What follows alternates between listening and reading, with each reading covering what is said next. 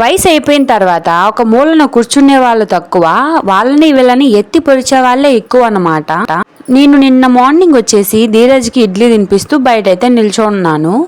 అక్కడ వేరే ఇద్దరు పనికైతే వెళ్తూ ఉన్నారు. వాళ్ళ ముందు ఒక అవ్వ వచ్చి మాట్లాడుతూ వాళ్ళతో ఏమనిందంటే, పని చేసుకోవాలి నాయనా, పని చేయకపోతే ఎట్టా, డబ్బులు ఎట్టా వస్తాయి, కూర్చొని తింటే డబ్బులు మిగులుతాయా, పనికి వెళ్తానే కదా డబ్బులు వచ్చేది అనింది. వాళ్ళు అట్లా దాటుకొని వెళ్తానే మళ్ళీ మాట మార్చేసింది.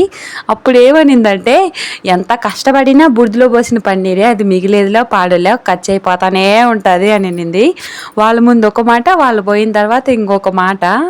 అవ్వ దగ్గర ఒక సెకండ్ కూడా నేను ఉండలేదు. ఇంకా అవ్వ దగ్గర నేనున్నానంటే నా ముందు ఏం మాట్లాడుతుంది, నా వెనకాల నా గురించి ఇంకేం చెప్తాదో అనేసి ఇంకా నేను ఇంట్లోకి అయితే వచ్చేసాను. ఇట్లాంటి వాళ్ళతో అసలు చాలా డేంజర్ అండి. మీ ఊర్లో కూడా ఇట్లాంటి వాళ్ళు ఉన్నారా? ఉంటే కామెంట్ చేయండి. ఇంకా మీకు వాళ్ళ పేరు కూడా కామెంట్ చేయండి, చూద్దాం. Bye bye.